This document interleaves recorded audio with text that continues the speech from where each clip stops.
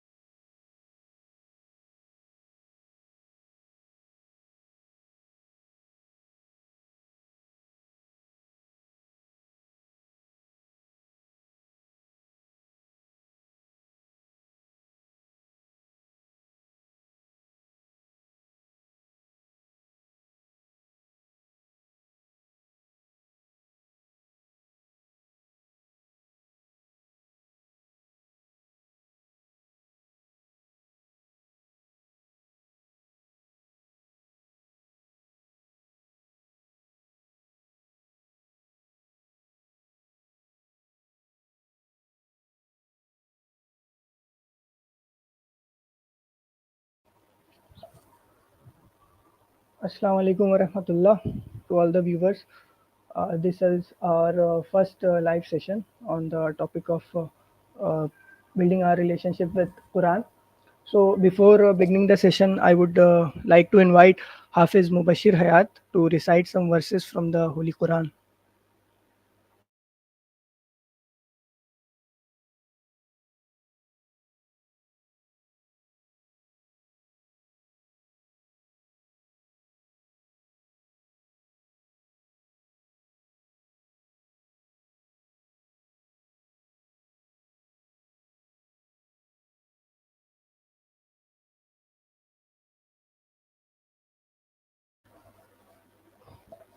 السلام عليكم ورحمة الله. أعوذ بالله من الشيطان الرجيم. بسم الله الرحمن الرحيم. إن الذين آمنوا وعملوا الصالحات كانت لهم جنات الفردوس نزلا خالدين فيها لا يبغون عنها حولا. قل لو كان البحر مدادا لكلمات ربي لنفد البحر قبل أن تنفد كلمات ربي ولو جئنا بمثله مددا. قل إنما أنا بشر مثلكم يوحى إلي أنما إلهكم إله واحد فمن كان يرجو لقاء ربه فليعمل عملا صالحا ولا يشرك بعبادة ربه أحدا. صدق الله العظيم.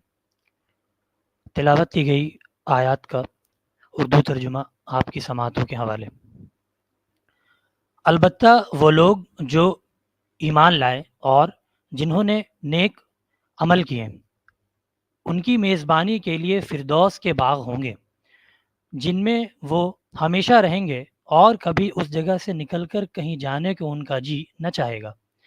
ए मोहम्मद सल्लल्लाहु अलैहि वसल्लम, आप कह दीजिए कि अगर समंदर मेरे रब की बातें लिखने के लिए रोशनाई बन जाए तो वो ख़त्म हो जाए, मगर मेरे रब की बातें ख़त्म न हों, बल्कि अगर इतनी ही रोशनाई हम और ले आएँ तो वो भी किफ़ायत न करें। ए मोहम्मद सल्लल्लाहु अलैहि वसल्लम, आप कह दीजिए कि मैं तो एक इंसान हूँ तुम्ही जैसा। मेरी तरफ वही की जाती है कि तुम्हारा खुदा बस एक ही खुदा है।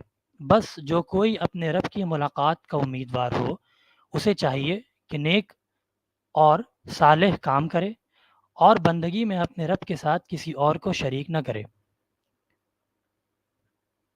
English translation.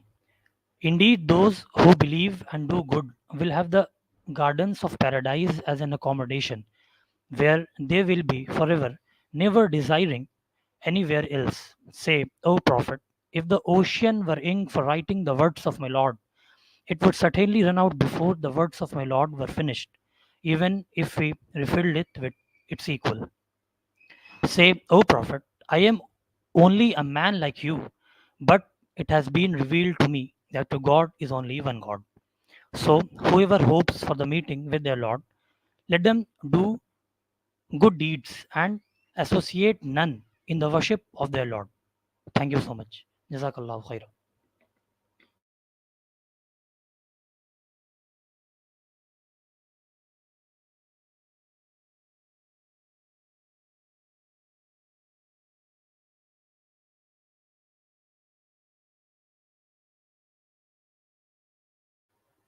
Jazakallah khair, Mubashir bhai. Assalamu alaikum wa rahmatullah again to all of you. Um, I am Nasir Javed from Aligarh Muslim University, signing in as the host for today's session. So this is the first session which is conducted online. Before this, we were conducting offline sessions in our campus. So since the month of Ramzan is the month of revelation of Quran, and Muslims around the world strive hard to build a relationship with Quran, especially in this month. So Today we have Quran with us. Millions of copies of it are in circulation. Day and night it is ceaselessly recited in homes, in mosques, and from pulpits. Voluminous exegetical works exist expounding its meaning. Words pour out incessantly to explain its teaching and to exhort us to live by it. Yet eyes remain dry, hearts remain untouched, minds remain unmoved, lives remain unchanged. Ignominy and degradation appear to have become the lot of the followers of the Quran. Why? Because we no longer read the Quran as a living reality. Reading the Quran bring you back to the Quranized understanding of the reality than the colonized one. With every subsequent reading, it becomes more new and fresh. Its veracity cannot be held in the mind. It overwhelms the reader and its heavy burden on the heart. The Quran does not restrict itself to the people who already believe in it, but it calls each and every human being to study, argue, and find their answers in it. Since the time of its revelation, it continues to be the most read and researched books in history. This book has a potential that it defeated American Russia of that time within 20 years, and the victory was such that the Roman and Persian Empire could not stand on their feet thereafter. The civilization that it created was based on preservation of human life, upholding of justice, and propagation of universal message of monotheism. And of all the intimate blessings and favors Allah has bestowed upon us, nothing can match the Quran. If every hair on our body becomes a tongue praising and thanking Him, if every drop of blood in our body turns into a joyful tear, even then our praise and thanks will not match His enormous generosity that is the Quran. Having the Quran and not feeling immensely grateful for it can only mean two things for us. Either we are ignorant of the blessings that the Quran contains, or we do not attach any importance to them. In either case, we should be seriously worried about the state of our relationship with the Quran. So, not wasting much of your time, uh, to revel more about this topic, we have our guest speaker Muhammad Nasser. We have our guest speaker Muhammad Nasser Nasir, who is an alumnus of University of Kent, UK, and Aligarh Muslim University. He has taught in Global Jindal Law School, and during his formative years at Aligarh Muslim University, he was active in giving lectures on Quran and conducting Dars-e Quran at mosques and various residential halls of the university. So I would like to invite Nasser Bhai for his presentation.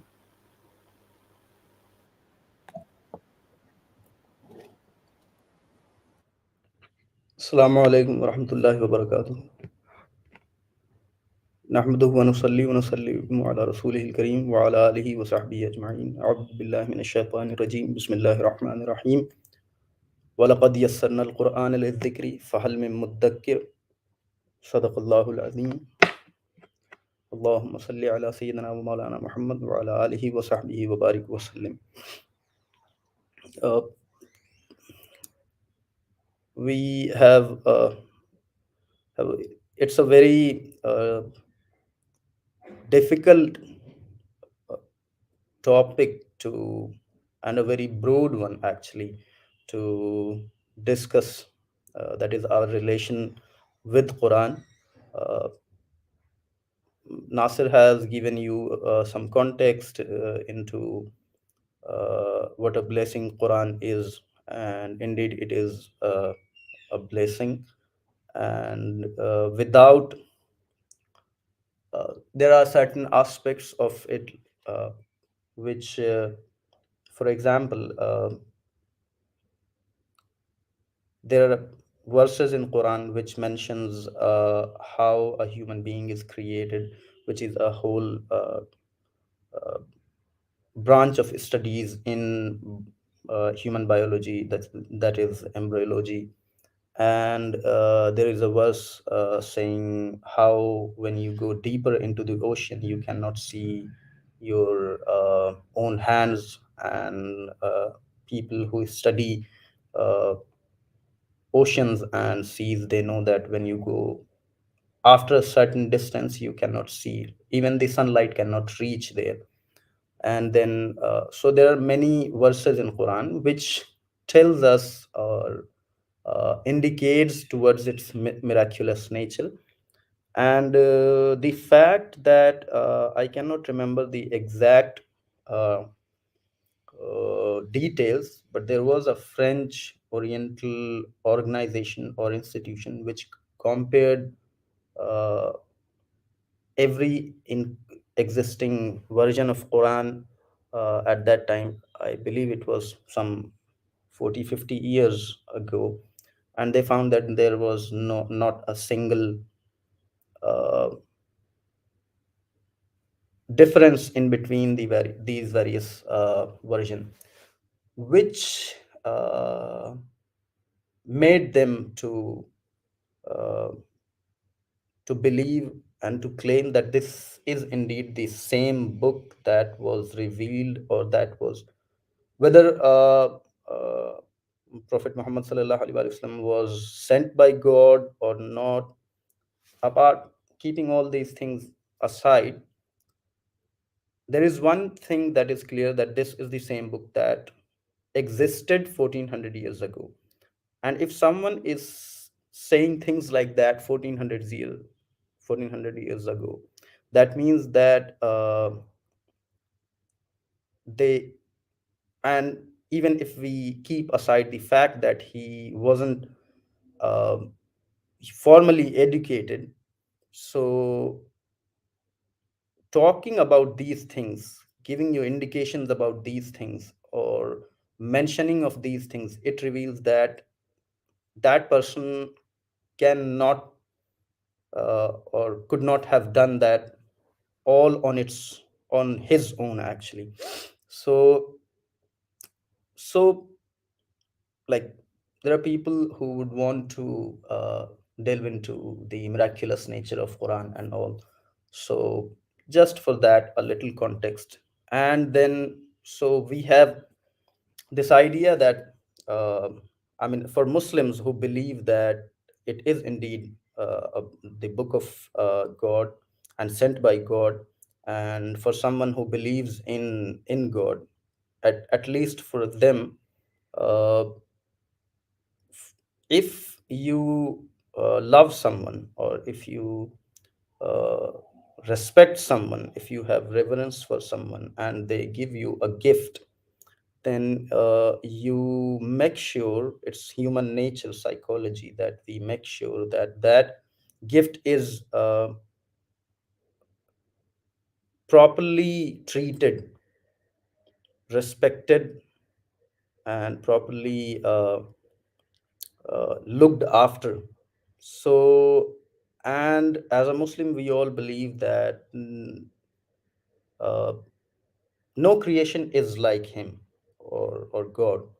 So, and uh, his attributes, God's attributes, and uh, I'm lacking the word in English actually to describe it. That is virtue, or whatever you may call it. No creation is comparable to him, to God. So, if indeed Quran is a gift from Allah, from God, then uh, we and our relation with Quran, it will define our relation with Allah. So that's a very simple equation actually. So uh, there is a narration from Abdullah bin Masud where he says that if a person uh, wants to know how much Allah and His Prophet love that person, they must see how they treat Quran, and how they treat Quran will tell them how much Allah and His Messenger, His Prophet, love that person. So, what our relation is with Quran uh, will tell us what our relation is with Allah, what our relation is with Prophet, and what will be our uh,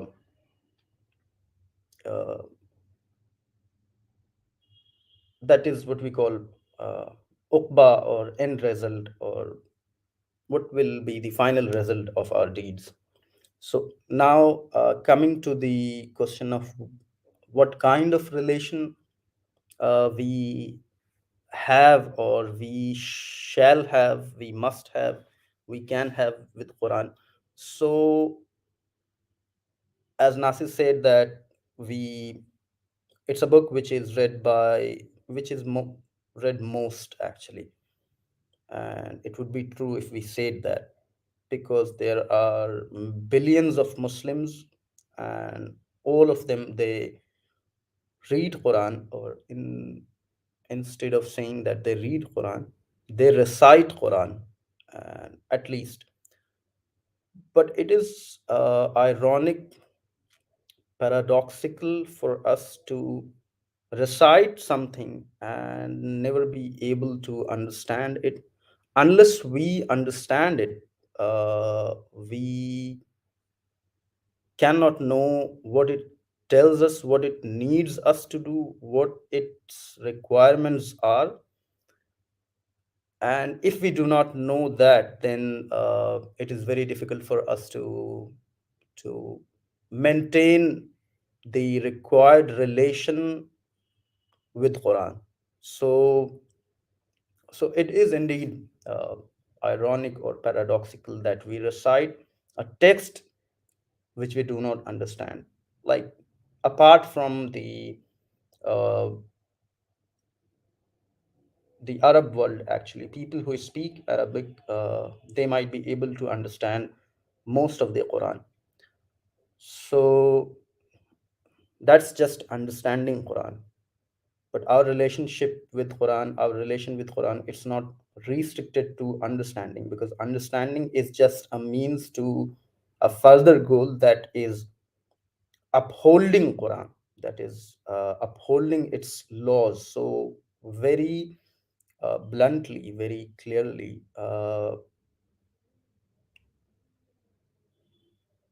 the uh, idea that we um, must understand Quran, it has a reason that we need to uphold its uh, laws, or its principles. In fact, like when we say law, once again, a couple of days ago, one of my best friends, they asked me about, uh, and they are actually Christian, born Christian actually.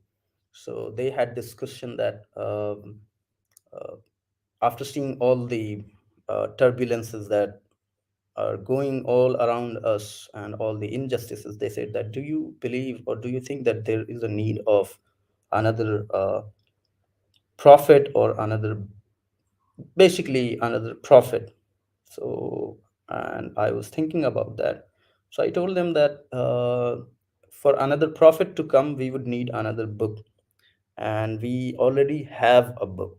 And so they asked, what make this book a final book? Like, what is, why is it? Because you said that previously prophets have come, and when their message was corrupted, or um, diluted, then another prophet would come with another message or another book.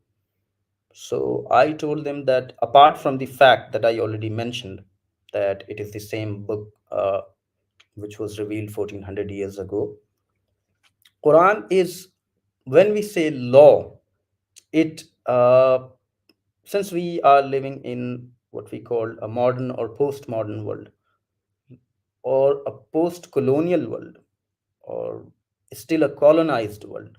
So our understanding of, or our perception of things, they are uh, affected by the Western or colonial epistemology, colonial framework. So when we say law in in our day-to-day life, we believe it to be some kind of, for example, constitution which says, or a certain set of laws which tells you that these are the things that you need to do. If you don't do that, then these are the punishments, and sort of like that. There are certain verses in Quran which deals with them, but they are very few in numbers. They are very specific and few in numbers, very contextual. So for their application, we would need context. But most of the verses in Quran, or the verses in Quran which we or which Muslims call as law, they are actually principles of law. Not law, but rather principles of law. So there is a difference in between law and principles of law. Law, as in colonial understanding, or the post-colonial understanding, or modern or postmodern understanding. So there is a difference in between principle of law and law itself. So Quran tells you the principles of law or lawmaking. Once again, when we say lawmaking, it's a very complicated term, because lawmaking is inherently related to or intertwined with sovereignty. And for me as a Muslim, sovereignty is an undivided idea which is exclusively for God. So there are human sovereigns, like, but they are like, in the temporal terms, in this world, we say that the, okay, sovereign state and uh, sovereign country, or whatever you may call. But sovereignty in Muslim political philosophy, it is exclusively for God, and lawmaking is an inherent part of that concept, that idea.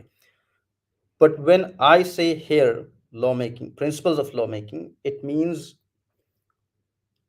uh, by rules, or not exactly laws, but rather uh, bylaws, laws or rules, or uh, aspect of governance which changes over time, in context, in social, political, geopolitical context, and they keep changing. So you have certain principles, and then you take guidance from those principles, reinterpret those principles, because the context is changing, because the political, social, geopolitical, economic context is changing. You take those uh, principles, and you base your bylaws, by rules, around those principles, within the boundaries of those principles. So that is what I mean when I say that Quran gives us principles of lawmaking, or principles of law. Okay, so this was a very legal discussion, actually, or um, whatever I said. So uh, our relationship with Quran is not just understanding Quran, but again, understanding Quran for upholding its principles. And there are principles of Quran which deals with individual life, day to day individual life, and there are principles of Quran which deals with public life. Okay, so when we are dealing in as individuals, we need to uphold those laws, or uphold those principles in our individual private life. Collectively, as a community, we must strive towards upholding those laws. And once again, then there is this whole idea of you know uh, political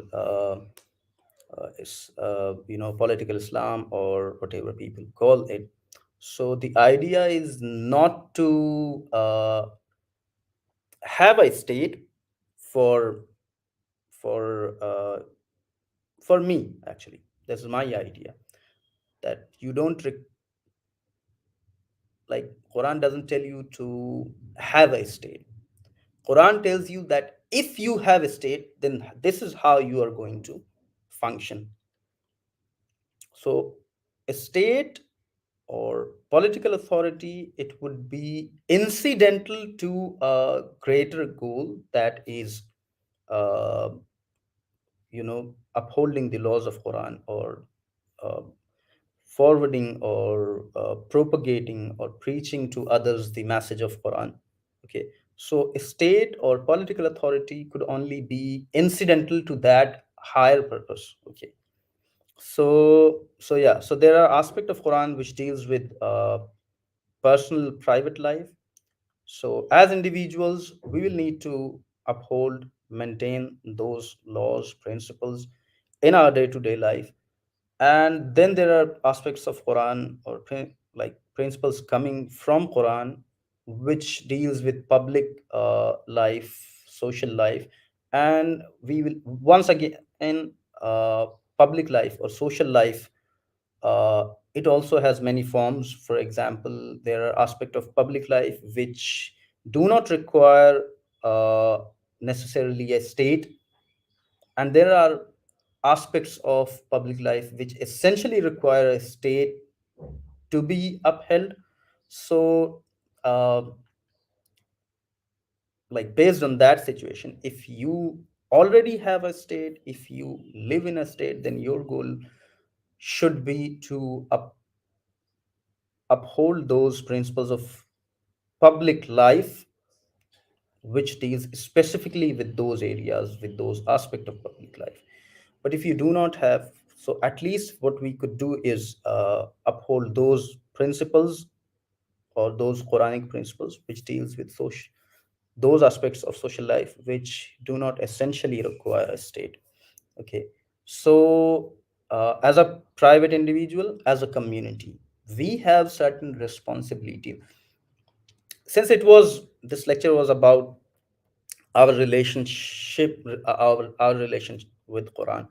So I'm not going to deal with a specific aspect which deals with private or public life. There are many examples Quran tells you, like not to backbite, not to like fulfill your promises, or how you should treat your parents, how parents should treat their children, how you should act when you are buying or selling things, or when you are the idea about weight, like to not cheat while weighing things and selling. So all these things you can go through Quran, and it is like it is for every person to know that, actually, uh, like to find the avenues where you could actually understand it. So yeah, and now coming back to the understanding part. Okay, so there are many there are certain misconceptions, I would say, popular misconceptions, especially in non Arabic speaking population, the population of the subcontinent, that you cannot, like it is not easy, or it is not for an individual to understand Quran by themselves. So when someone says by themselves, what they mean is that you cannot understand Quran by just going through translations. That is exactly what they mean. Okay, but at the same time, there are like these ideas also extend to Arabic speaking population, that even they cannot uh, understand Quran on their own. So, and I do not know like from where it has come this, but like with certainty, I don't know where it has come from.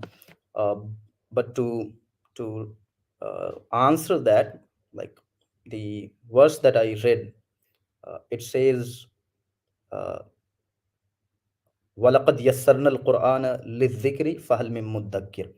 Now the, like the term, first you understand that walaqad, actually in Arabic, it is for emphasis, like to emphasize something. Laqad.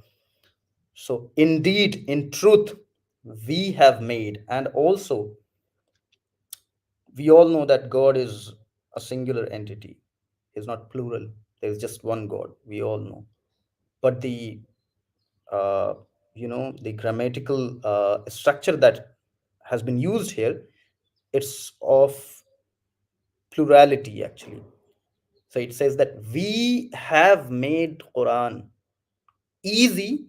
Now there is a term called zikr, and which has many meaning in uh, Arabic. But when we put it in context, when we read the whole text before it, the text after it, so it is very clear that zikr here means understanding, not memorizing. Okay, zikr could mean memorizing, but here it means understanding actually. So, so to say, when where Quran use a plural uh, grammar grammatical term is, you must understand, when there is authority in it, when there is emphasis and authority, that is where Quran uses the plural term for God actually. So it's actually very authoritative that Quran itself is saying that it has been made easy to understand for anyone. And then the next verse or next part says, "Fahal min muddakir." So, is there anyone who is willing to understand? Who is there for understanding it? So, we have made it easy. And then the question that is there anyone? Obviously, it would, I mean, for the sake of assumption, it would have sufficed to say that we have made Quran easy to understand. But it's the miracle, like linguistic miracle of Quran actually, to use that next verse, fahal min mudakkir. So is there anyone to understand? So it's emphasis upon emphasis actually, that we have made it, but like, would you be willing to understand it? We have done our job. We have done what was due upon us. Upon us was to make it easy for you to understand. But are you willing to understand it for upholding it? Okay. So it's actually very a verse that should that should have our hairs on our neck. You know what, like what we call. Uh, there's a term in English called running, a shiver running down our spines actually. So it's that kind of verse actually. So we have made it easy. Is there anyone who is willing to understand it? So the idea that only uh, the idea that uh, then they give the reason that you need this kind of knowledges and various aspect of knowledge and all those stuff. It's for exegesis. It's for writing a tafsir, not for understanding Quran. We must understand. Okay. It's for, it's not that whole logic or idea or argument, that is for writing a tafsir. If someone wants to write a tafsir so that other people would read it, an exegesis, an explanation of Quran that other people would read, like masses would read it, then they will need that kind of knowledge. But if a person individually want to understand Quran has very easily understandable, clear verses which gives you very clear message. So, and Quran actually says that there are verses in it which are clearly understandable, very clear, very manifest, and there are verses in here which are doubtful. And so people who have some kind of hidden intention or ulterior motive in their heart, they chase the meaning of those doubtful verses. We are not talking about those doubtful verses. For example, uh, how is Jannah, how is Jahannam, and all those stuffs related to Akhirah, or ghaib, and all these, they are the doubtful ayahs. We cannot understand it truly in this world, actually, because we live in a world of metaphor and examples. We understand things from examples, so the we cannot understand those verses truly, okay, that how they would function. But there are verses which clearly, like for a, if a verse says, tells you not to backbite, then it is very clear. What do you need to do? Like, why do you need any kind of tafsir or any kind of exegesis or any kind of like extra knowledge of Arabic grammar and syntax and like like hadith, and they tell you 17 kind of like different 17 or 18 or 20 kind of like areas of knowledge that you need to before you try to understand Quran. Okay, so at best it is stupid. That idea, that argument is stupid. At worst, it is malicious. It stops people, Muslims, from understanding Quran, and that is why we see so many vices in our society, because our connection, our relation with Quran has almost severed, actually. If we could maintain or reinstall that connection, we might be able to eliminate many of these vices, most of these vices, actually. So the idea that a Muslim cannot understand Quran is actually ridiculous. There are numbers of translations available in almost every language. This is perhaps one of the few books which have been translated into numbers of languages. So yes, you can understand Quran, at least those verses of Quran which are clear, which give you which give you clear messages, which give you clear commands. You can understand them and implement them in your personal life, in your private life, in your public life, in your social life. Okay, so yeah, so our relationship with Quran is multi-dimensional, actually. So we need to read it, recite it, we need to understand it, we need to uphold its laws and its principles, and we need to, like, in proper manner and in with proper behavior or proper uh, with the principles of how you should uh, preach those messages to others. So we need to preach those principles or messages to others. So it's a multi-dimensional relation, and unless we fulfill all those dimensions, it would be difficult for us to maintain that healthy or coherent required relation with Quran, without which we cannot maintain relation with our Lord, with Allah, with God. So I will stop here. If there is any question, you may proceed. So to finish, uh, I will just say that uh, it is imperative on us to understand Quran, but understanding not just for understanding, understanding not just for arguing with others and for debating with other people, but trying to understand Quran for our own self, so that we could uh, follow it, we could follow its mandates or its principles or its suggestions or guidance. Okay, that should be the only purpose, to try and understand Quran. That is our relationship, that should be our relationship with Quran. Jazakallahu khair. I would request the viewers to please ask the questions if they have some. You can ask your questions in comment section, or you can request to join the live stream. There is a link provided in the comment section.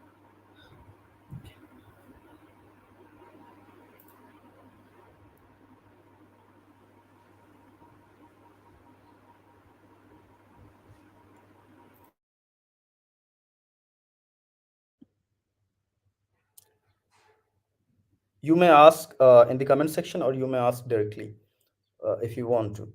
Or yeah, We'll wait for some time to take the questions.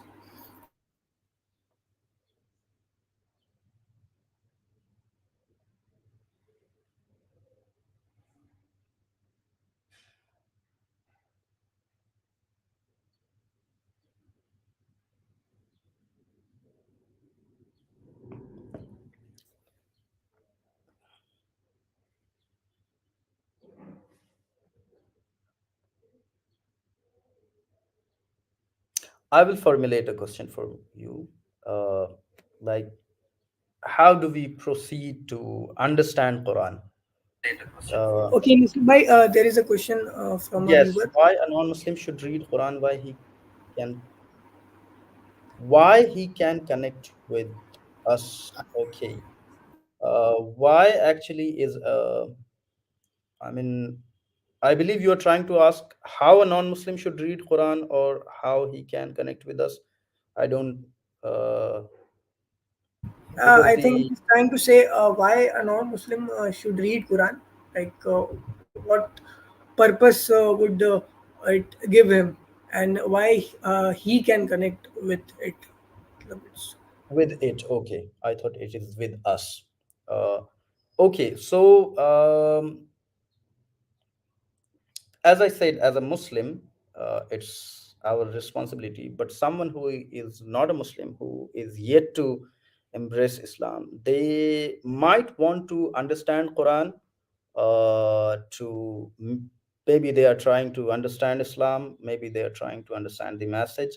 So that would be the purpose. I mean, why is a very personal and subjective question actually. So why a person is doing something, it is for that person to decide, not for me. But as far as I can see, I would say that they are trying to understand Islam. They are trying to understand uh, the message of Quran, so they might be able to embrace it, accept it.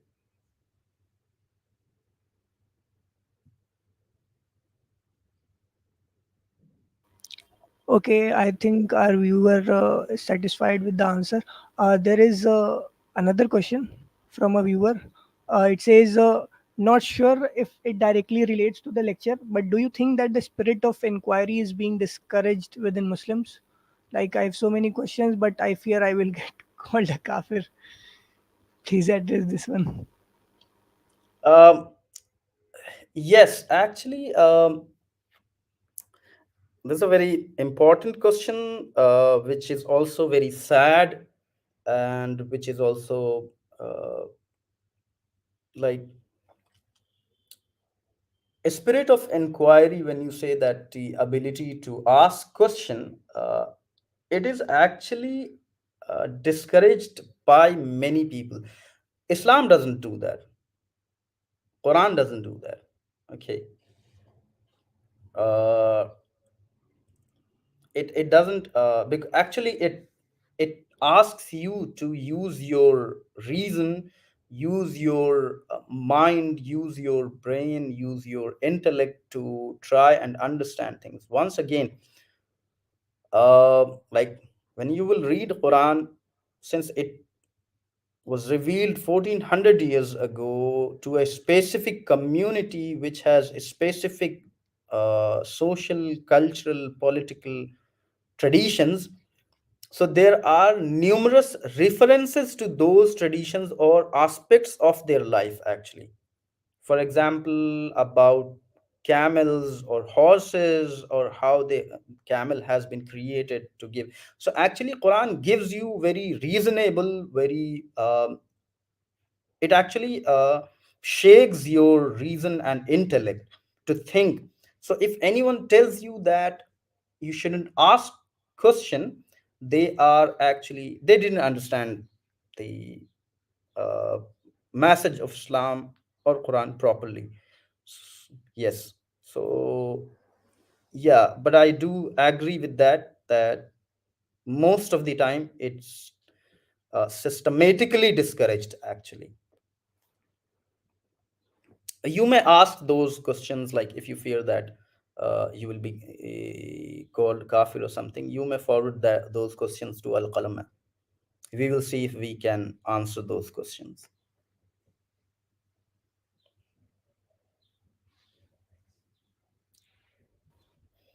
Okay, thank you very much. Bhai.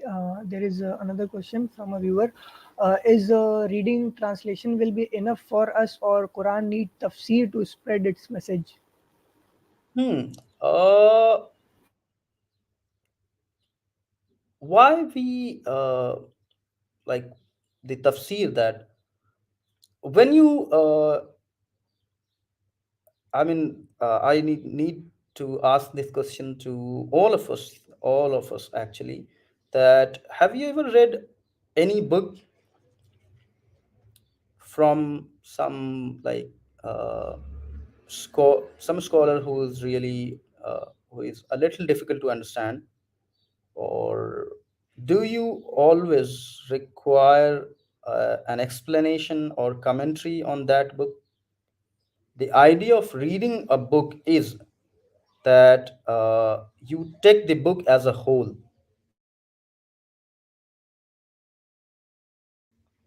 So Quran is also a book which is one singular text. It cannot be understood. Its parts, they cannot be understood in isolation. There are verses in Quran which are repeated in different manners, which tells us what they mean. Okay, so first and foremost, you need to take Quran as a singular, one whole text. Then you will be able to understand it. First thing, and the idea that we need tafsir essentially to understand or spread Quran's message, it's not entirely true. Okay, because tafasirs, they were written for mostly the, like you see a tafsir that is written in 30 volumes or 20 volumes. Do you think like uh, Allah or God has intended to make it that difficult? He is clearly saying that we have made it easy to understand. So those tafasis, they were written for academic purposes, dealing with like numerous hundreds of debates. They were actually contributions from those great scholars, uh, dealing with questions that had come at that time, or that might have come in future, or that would have come in future. So they were dealing it was like that. So for example, if there is a book, so someone is writing a commentary on it, taking into all possible questions that may arise. Okay, which is good, but you don't need that commentary to understand the book. Okay, you can understand the book on its own, most part of it, because the book is saying so. Okay, so there are verses which we call mutashabihat, doubtful verses, and for those verses you will need tafsir, you will need exegesis, commentary. But we are not concerned with those verses actually. In order to live in this world, to most of the verses, they are very clear actually, and you do not need any kind of exegesis or tafsir of those verses.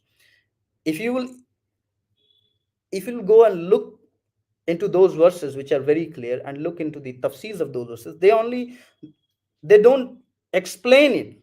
They you know they don't explain it in a manner so that you would understand in it though them in a better way. No, they actually encourage you, or they make points which are additional, which are not required for understanding it. So yes, by just reading translation you can understand Quran, and you can also, you would be able to spread its message. But one thing you might like to do is that taking into consideration two or three translations, so that if you have any confusion, you'll be able to compare it, and you'll be able to see like where which meaning could be the best suited in that place in context. When I say context means reading the verses before it, reading the verses after it. That's what I call context. Okay, so in that manner, so after comparing with through comparative study of translations, you can easily understand Quran.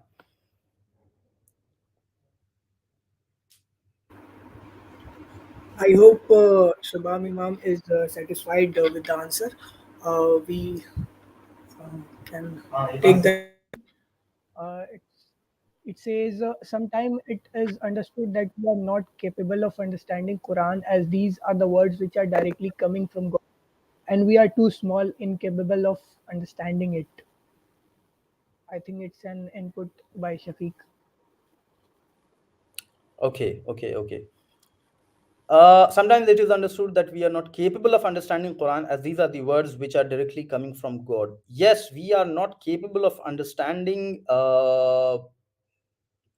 Him, God, but the same God who is beyond our understanding, beyond our reason, and who we believe is what we call Al Qadirul Mutlaq,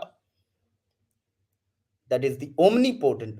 He has made his words easy to understand for us. So if someone says that since God is great and we are very small, we are very insignificant in comparison, I mean, there is no comparison actually.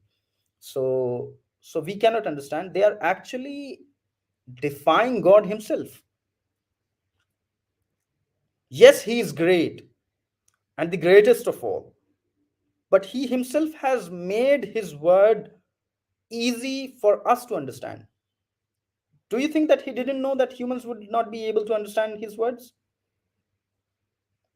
He couldn't see all those possibilities. He knows what is going on in your heart. Things that even you don't know, he knows them. So is it possible for him not to know all these possibilities that humans might not be able to understand his great word? He has made those words easy to understand. He has made like he has articulated those words in a manner that is very easy to understand for humans, so that humans don't struggle. They do not have an excuse not to follow it, not to understand it. Okay, there is a follow-up question from the same viewer named as no one. He asked, "Do you think that Arab people are more connected to Islam because their native tongue is the language that the Quran was written in? So maybe they understand it better. I don't know Arabic, and I feel that lack. Plus, like Quran is considered a linguistic miracle, and to understand that miracle, you have to know Arabic. But most people in India don't, and translations fall short sometimes because Arabic is so rich." Hmm. Yes, the Arabs, people who speak Arabic, they understand Quran easily than people who do not understand or do not speak Arabic. But once again, the Arabic that is spoken now is quite different from the Arabic that used to be spoken among Quraysh 1400 years ago. And Quran has been revealed in the language of Quraysh. Okay, so yes, it is far more easy for an Arab to understand Quran than a non-Arab who does not know Arabic. That is the first thing. Second thing, since they are able to understand, once again, it's for every person's specific personal abilities and personal position that decide whether they are more connected to Quran or not. Someone might be very uh, intelligent to understand Quran, but not able to connect with it in another way, like for following it, for upholding it. Okay, so it's not necessary that if just because someone is able to understand Quran, they would be able to connect with, in the sense that they would follow it. Okay, so yeah, but in general, they would be able to understand Quran more easily, and they would be able to connect with Quran more easily. Okay, and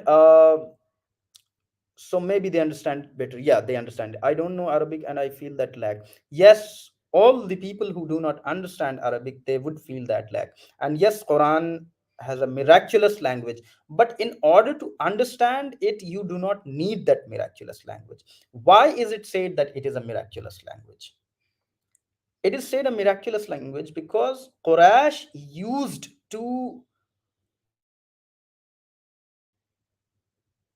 use or employ the same alphabets, same letters, same words. They had the same dictionary, but they were unable to come up with anything that was comparable to Quran. So that was the linguistic miracle of Quran.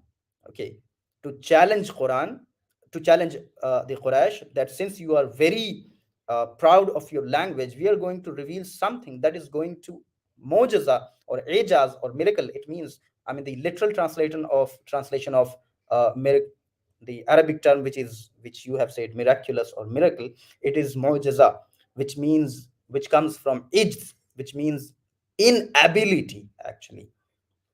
So mojaza means something that makes you unable to understand something, in the sense that it defies natural laws of uh, or laws of nature's laws of cause and effect. For example, fire gives you warmth, but if a person could actually create warmth without fire, that would be a miracle, because fire is the reason for warmth. Okay, yes. So miracle is in that sense. So it was actually to challenge Quraysh's stubbornness, that since you are very eloquent, you think you are very eloquent, we are going to reveal a book which is going to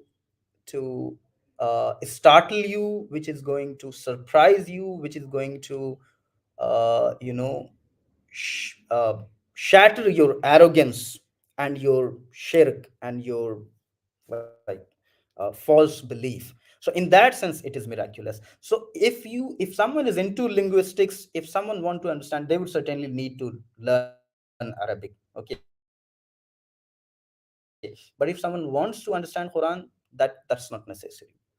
It's good if they uh, learned Arabic, but at the same time, in order to understand Quran, you do not necessarily need Arabic in our time, because we have translations. Yes, I believe that Okay.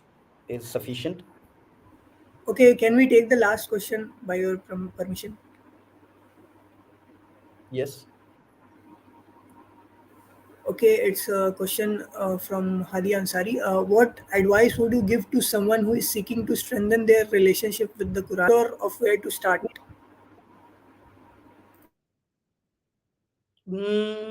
Strengthen their relationship with Quran, but maybe unsure of where to start. So I would say the best way to do that is to read Quran, and read Quran as, like, don't read it as a religious text. The trouble is that we have a specific understanding of what religion is. So it is something supernatural, it is something beyond this world and something like that. It's an absurd kind of, like, I may be uh, unable to make you understand that, but there is a specific understanding, restricted specific understanding of what religion is among us. So when we look at a text as a religious text, we might lose interest, we might be intimidated or something like that. You need to overcome that feeling, that view. Okay, so first you need to understand that this is not some religious text. This is a text which is unlike any text. Yes, that is true. This is a text from God, but it is not religious in that specific meaning of religious. So you can anytime or anywhere you have time, or anytime when you want to, you could actually turn to it. Okay, so when I say that we need to understand Quran, this is also important. Our relationship with Quran, it has to be like we need to come back to it repeatedly for guidance. So it's not like just you went through it, started it from Alif Lam Mim, and then finished it at one nas, and then okay, I've read it, done, finished, that's it. No, that doesn't happen. That is not what we need. We need to keep coming back to Quran whenever we have any kind of confusion. Okay, whenever we need any guidance, we need to come back, return back to it.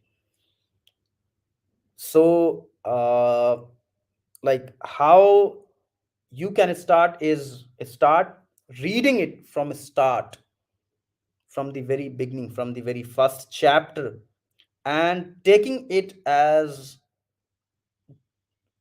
initially taking it as a book which you, like any other book. I mean, indeed it is unlike any other book, but you could start reading it as any other book, except with certain, obviously, restrictions, like you need to be, um you need to have tahara. Okay, that means you need to be, you need to have ablution or wudu or whatever you may call it. Okay, so keeping all those uh, aspects, and you need to be respectful towards it, or all those things. But then again, reading it like any other book, that would, and reading it, if you didn't understand, you could read it twice or thrice, the same verse. It's not like you need to finish. Once you like put in your head that you need to finish this book, whenever you have this idea that you need to finish a book or finish something, we are intimidated and we lose interest.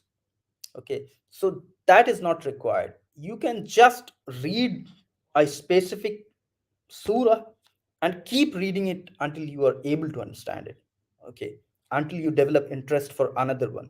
Okay, so it's not that you need to finish it, or the whole from start to end, to develop your interest.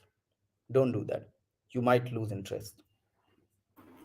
Okay, Nasser bhai, there is one more important question here.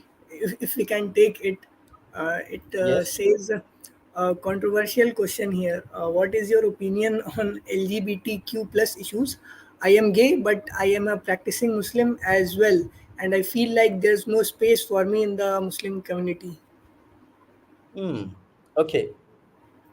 So, first, the LGBTQ, it's a very modern term, modern issue, and it would not have been an issue unless for the Christian church.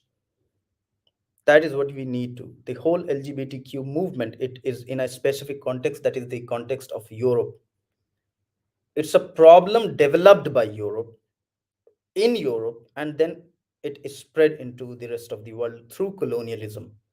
Okay, so that is the first thing that I would like to say. Quran has a very specific understanding of, you know, mm, what I would say, of marriage.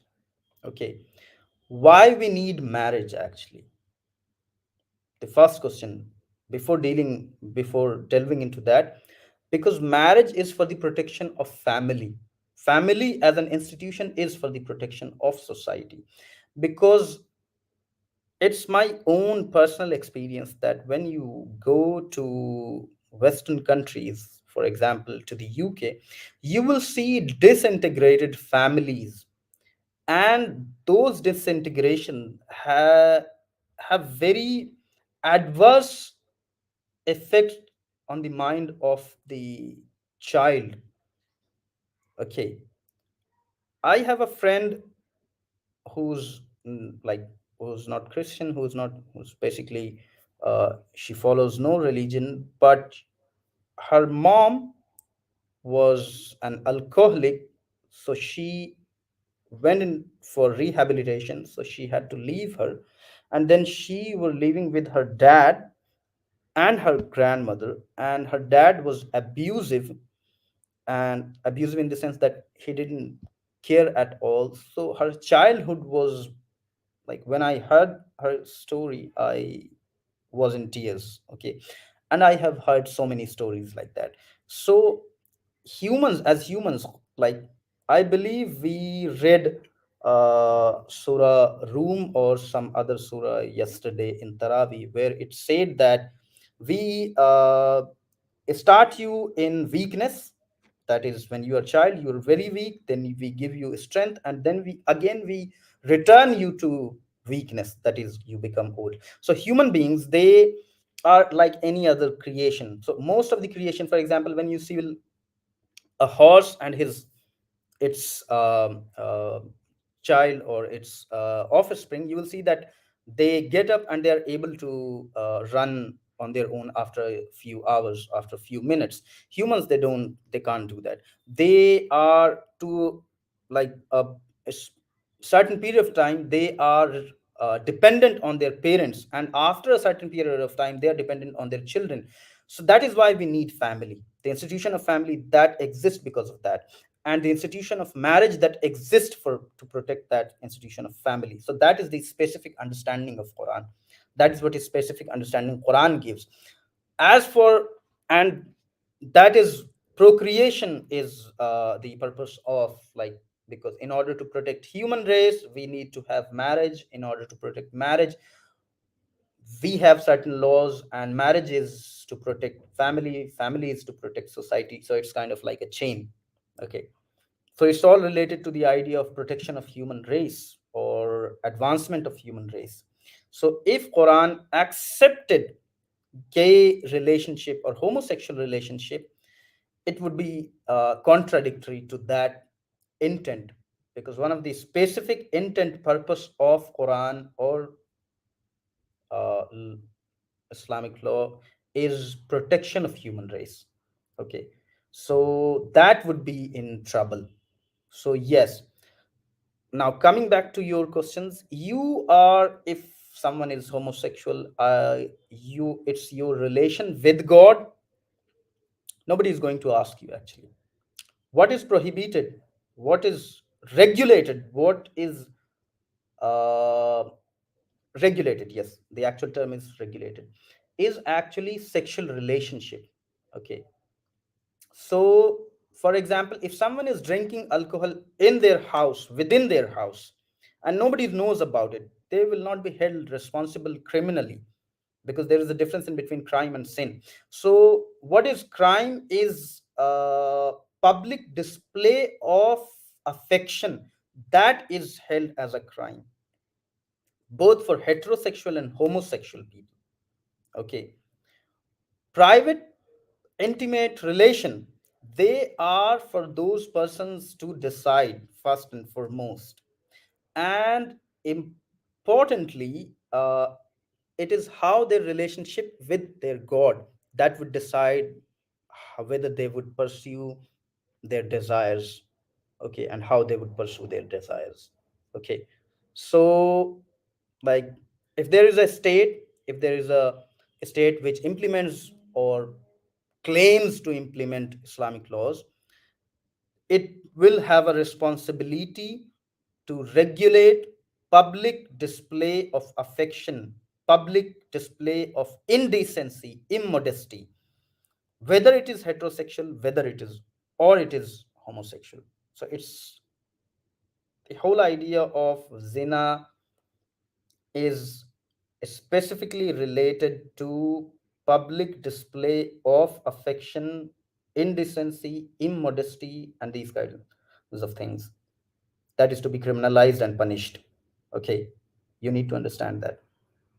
If in private life, there are many people who are engaged in relationship with, in heterosexual relationship, which is, if we look at Quran and its understanding, which is not allowed, which is prohibited.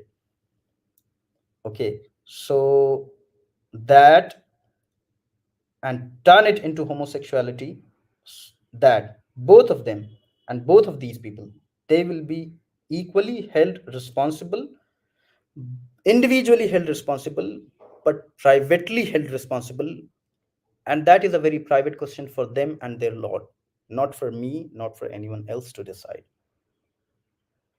So it's public ordering of public regulation of modesty, of decency, that is required actually from a state, irrespective of the fact whether it is heterosexual or homosexual.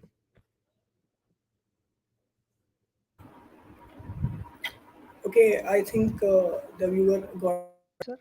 So this was the last question we took, and before ending the session, I would like to thank Mohammad Nasir for enlightening us with the anecdotes on the topics. So before leaving, I would like to add some. I would like to summarize something. Uh, the bottom line of the discussion was that the Quran is the infallible word of Allah revealed on His last prophet and messenger Muhammad Sallallahu Alaihi Wasallam. It is the last and final testament of God for the guidance of humanity. It is a book which decolonizes the mind, which are colonized by irrational dogmas created by human beings, and establishes a robust case for the bigger purpose and meaning of life. This book has shook nations and created a fervor amongst its sincere followers. Its linguistics, eloquence, accuracy, historicity is unparalleled to any literature. The author is the creator of the entire universe who has established the balance in his laws. His book appeals to human reason and consciousness. Always ask yourself, why am I reading the Quran? Tell yourself constantly why you should. This may be the best way to ensure the purity and exclusiveness of purpose and intention. So, and this also can be a follow up question for us all. Can the Quran again be a living, relevant force as powerful for us now as it was 1400 years ago? This is the most crucial question that we must answer if we wish to shape our destiny afresh under the guidance of the Quran. Once again, I would like to thank Nasser Bhai. Okay, One, Nasser Bhai. one, Right. yeah, one quick, since you were talking about all those, listen, all of you, to all of you, uh, what happened 1400 years ago was a it has a specific context, it has a specific environment, it has a specific um, outcome. Okay, we might not have the same outcomes in the same manner, or like, what I call, and what my one of my closest friend Abdullah Zam says, that living in hangover, or uh, mm, nostalgia actually. Okay, so yes, Quran has the power to transform our lives, but that would be in our own context, in our own time. Okay, it might not be like we will be able to kind of like, within quote unquote, defeat Roman and Persian empires. Okay, so please, we need to come out of that nostalgia, please. Okay, so yes, that. And if you have any question, Al Qalam Reading Society is here for you. You may forward your questions to them. All the details is on their page. And yes, Nasir. Okay, Nasir Bhai, thank you once again for your Jazakallahu khair. and this was Nasir Javed from Aligarh Muslim University signing off. Assalamu alaikum wa Thank you rahmatullahi. to all of